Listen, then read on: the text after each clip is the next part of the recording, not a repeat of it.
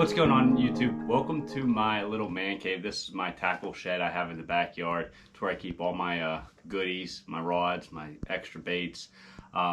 Basically, I've been promising some of the guys that's been commenting on some of my videos, mostly the videos from Racetown where I've been flipping a jig, mostly on rock walls. I've been promising to do a video on my jig system. Not so much my setup. I mean, we'll start with that and I'll let you know what line, what rod I like to use, but more about, what I think is important in jig fishing. And you might actually learn something in this video. At least, it's my opinions on what's really important when it comes to jig fishing. So let's just get started with the two rods I like to throw. A lot of guys like a heavy action rod for jig fishing. I don't. Rods will completely differ from angler to angler depending on your style, how hard you set the hook, how you fight a fish. A rod that works for me might not work for you. I tend to set the hook really hard. I mean, come on, that's my favorite part of bass fishing is setting the hook. So I need to throw a little bit lighter rod. Reason for that is if I have too heavy of a rod, I can either flex a hook, I can put a lot of extra strain on my line, or I'll tear a big hole in the fish's mouth and it will, increase my chance of losing that fish. So I need to scale down to a 7.6 medium heavy rod. I have two rods I like to use. One's a 7.6 Micro Magic Ducket and the other one's a 7.6 CRT Cashin. The reason I like those two rods is the Cashin's actually just a hair softer. So basically I throw two different jigs. One has a really heavy hook and the other one has a lighter hook. Now this is just talking about fishing and flipping steep banks and steep walls, fishing around wood. Now when it comes to finesse jigs and skipping jigs around docks, I have a completely different system. Same principle as far as what's important in jig fishing, but the baits and the jigs themselves are a little bit different. But the two jigs I like to throw on Racetown are made by a company called Phoenix Jigs out in California. One's their Pro Series, and it has a little bit lighter wire hook than their flipping jig. I like both these jigs, depending on what I'm trying to do, but I have to gear my rods based on these two different hooks. On the lighter hook, I go with the Cashin rod because that hook tends to flex a little bit, but when I'm making really far casts, mostly when I'm fishing down the lake in clearer water, I like to downsize my line, and I'll use that softer rod to put less pressure on the line. That rod's a little bit more forgiving.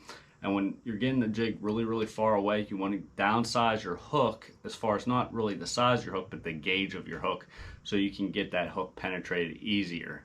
But if you're flipping close quarters, that's not the hook you want because it could flex open on you or tear a big hole in the fish's mouth. That's where when I'm, fishing up the lake, where I'm, fishing a little bit shallower and, it's more hands-on combat, I like to go with the heavier hook. That's the Phoenix flipping jig, and I like that 7.6 medium heavy Ducket for that. It's just a little bit stiffer than the Cashin. The reason I go with the stiffer rod on that bigger hook is just to punch that hook through the fish's mouth.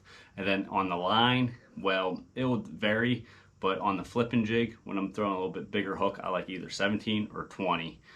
15 on that hook set, on my hard hook set with that heavier rod, I tend to maybe sometimes break my line. I want to reduce that as much as possible. If I do have to downsize my line to 15-pound test, going down in that clearer water, that's where I'll definitely reach for that lighter wire. This is the Pro Series jig from Phoenix. Those are the two jigs I really like for Racetown and flipping rock, flipping wood, throwing on those bluff walls. I also will throw a black one when the water is dirtied up a little bit, but it's still the same. This is a flipping jig. So yeah, that's the setup. Like I said, the rods that work for me might be different than the rods that will work for you. If you have a softer hook set and you don't seem to set the hook as hard as I do, you might want to scale up to a little bit heavier action rod, maybe a 7.6 heavy or a 7.3 heavy, depending on your style. Now, the most important thing for me when it comes to jig fishing, and I think this is where a lot of guys get confused and mess up, is it's not what brand jig you're throwing or what trailer you're throwing. I mean, the trailer has something to do with what I'm about to get into, but I see a lot of guys get really hung up on the branded jig or the color of the jig, and they're worried about strand color and trailer color and what size jig, and it's just really not necessarily the case. When I'm jig fishing, I'm trying to create a reaction strike out of them. I'm not really worried about, catching those picky eaters. I'm more worried about the most important thing, and that is a fall rate. What is the fall rate? Well, is that just the weight of the jig? Well, that has something to do with it, but it's the weight versus the drag of the jig. What is drag? Well, drag is basically anything on that jig that will slow it down. That could be just the skirt itself, how bulky the skirt is. Could be your line. The bigger the line you go, the more drag you're going to have. The bigger the trailer and the more surface area a trailer has, and the action of the trailer is going to create more drag. So when I'm out there, I need to figure out the fall rate that is triggering the bites. The most important part of jig fishing is presentation and figuring out that fall rate. And there's a couple ways without having to change the size of your jig and putting on a new jig and dressing one up. You can change the fall rate without actually changing the jig. For instance, I like either a 5/8 or a 3/4 ounce. I usually start with a striking menace. Now, a striking menace on a 5/8 ounce jig is going to fall really fast. This is the bait I like the most because I can cover a lot of water. That bait sinks, gets to the bottom, I can hop it, it sinks again, gets to the bottom, and I can reel in and make another cast and get my buck going.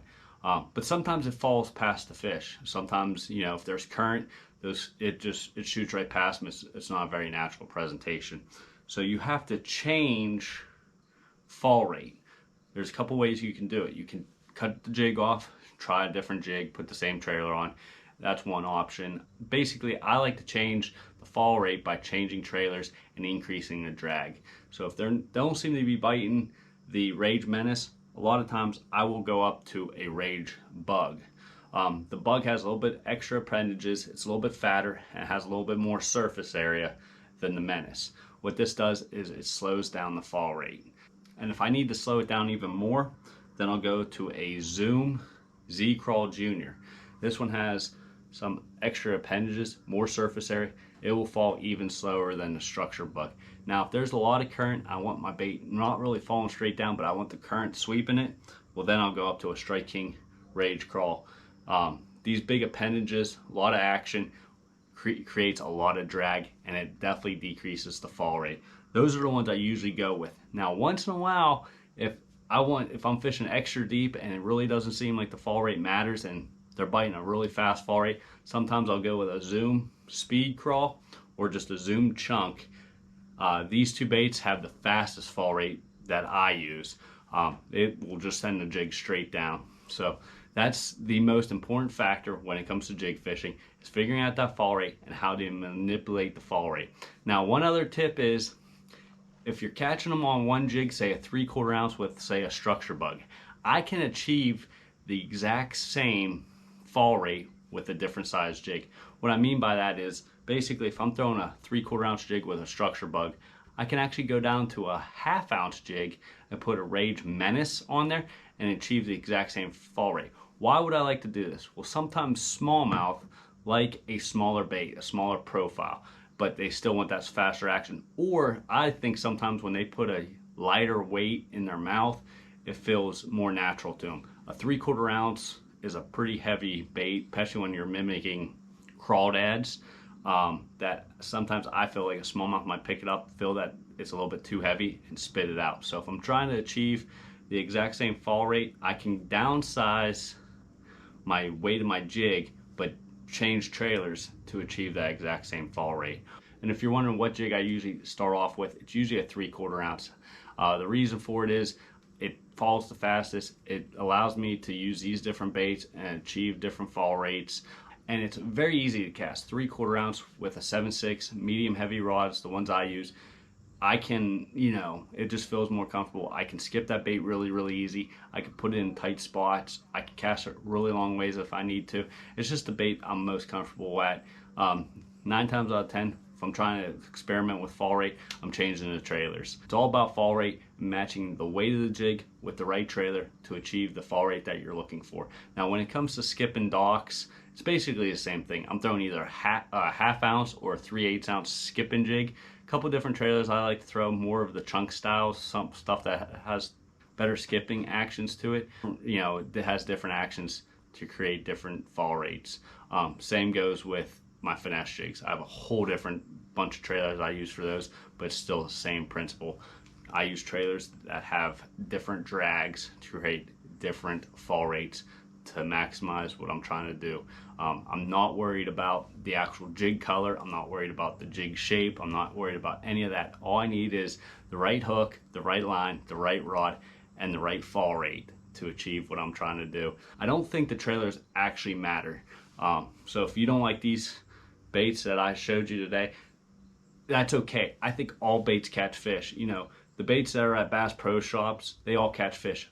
If they didn't, people wouldn't be buying them and they would be going out of business. Obviously, the big name brands are selling baits because guys are buying them up because they catch fish.